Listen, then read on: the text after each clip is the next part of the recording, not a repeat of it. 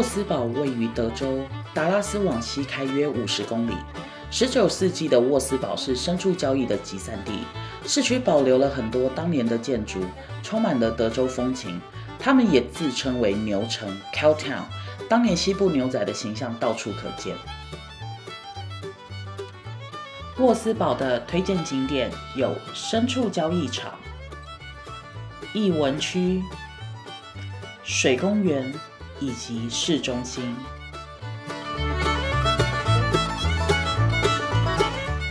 因为铁路运输的关系，沃斯堡的牲畜交易在19世纪中后期达到了高峰。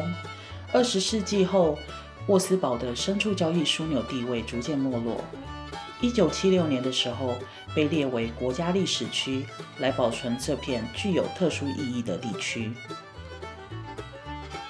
当年的牲畜交易所已经变成了博物馆，接下来跟我一起看看博物馆的展品吧。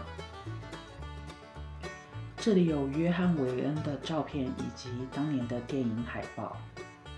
除此之外，还有当年的居家用品，像缝纫机、熨斗，然后还有当年的座椅。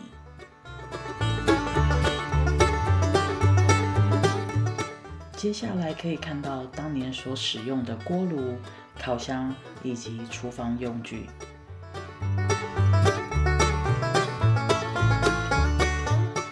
老旧的橱柜里还可以看到当时的肉罐头、火腿罐头，以及茶跟咖啡等等。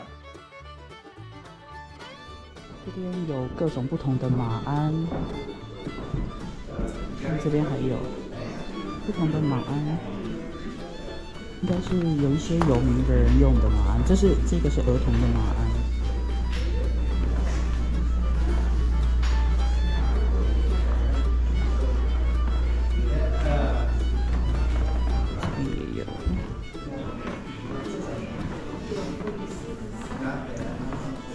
还有当年用牛角做的椅子，看那些都是长角牛的牛角做的椅子。这里有当年的悬赏通气的通道，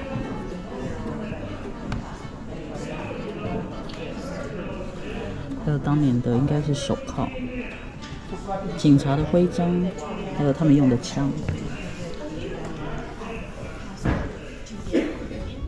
这里每天会有2场赶牛秀，分别是上午的11点半以及下午的4点。我们就可以借此想象早年牛仔赶着大批牛群的样子。那这边比较有名的是德州长角牛，现在那个应该叫牛仔们，他们这边叫 drover， 现在正准备要把这些牛赶到等会他们要出发的地方。对，这边的牛仔叫 drover， 他们一般来说就是用一些声音来赶这些牛，就发出一些声音，然后他们是骑马，然后大概是在牛的前面、还有侧边、还有后面，然后以声音来呼唤这些牛前进。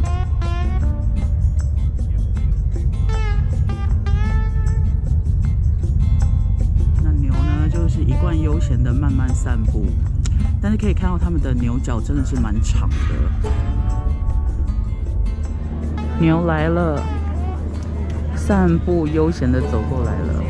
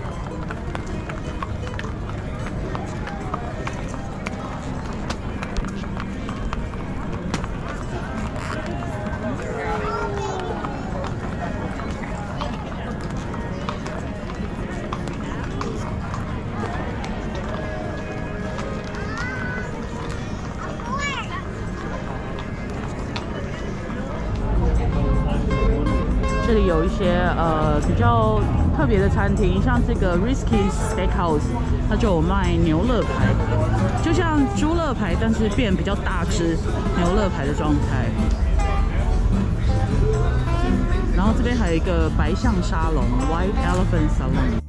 白象沙龙刚开始时只准男性进入喝酒以及赌博，不过现在则是听音乐以及喝酒的好地方。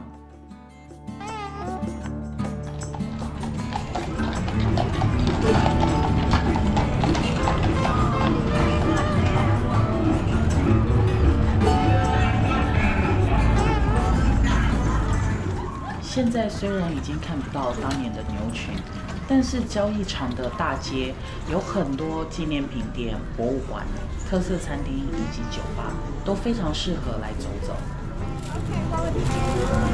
这一家是可以帮你做牛仔靴的一家店。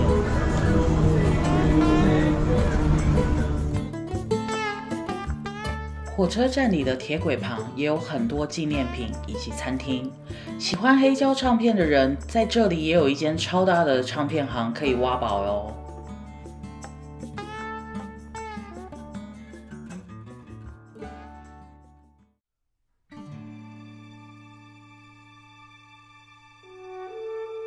艺文区有许多知名的美术馆、科博馆、植物园以及动物园。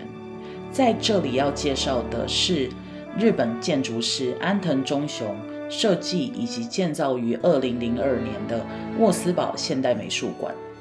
这里曾经展过我们很多熟知的艺术家，例如村上隆，还有 KAWS 的作品。那安藤忠雄他建筑的元素大概就是有清水模，还有光影，还有流水。那这栋建筑物就是由清水混凝土跟玻璃形成的，然后它的特色是有这个3个歪的梁柱，然后它的美术馆的周围是由水池所围绕着，然后很有日本的禅风的感觉。那阳光其实像今天的阳光很好，就可以看到在博物馆的里面也会有阳光照射进来，透过玻璃照射进来。整个美术馆呢非常的安静，然后因为有水池围绕的关系，所以也非常的让人家有很像悠闲的度假的感觉。那这边其实有一个小小的惊喜，就是这边有一个很大的 KAWS 的雕像，在这里走到底之后，其实可以看得到著名的 KAWS 的雕像。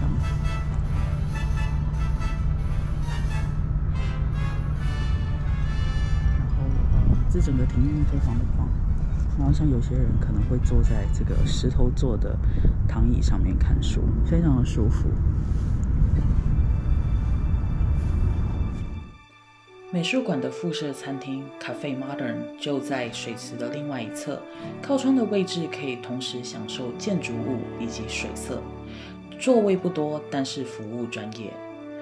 餐厅的户外区连着博物馆的草地，远方的2棵枯树其实是雕塑家 Roxy Pen 的作品不锈钢树。从现代美术馆转个弯就到金贝尔美术馆，是由美国建筑师路易康于1972年设计建造。由入口处阶梯往上走，进入了展览空间。外表看起来像是冷调的水泥建筑，但建筑内部的空间感却很美。圆拱形的屋顶中夹着天窗，有反光板将日光引入屋内，刺眼的阳光也因此变得柔和了起来。由此可知 Kahn 对光的重视。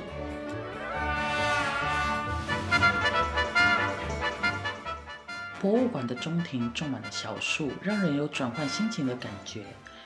2侧拱顶的回廊下有石板椅，直接把材料结构呈现出来，非常符合路易康将结构系统、材料、光线、几何原型、人性价值合为一体的建筑理念。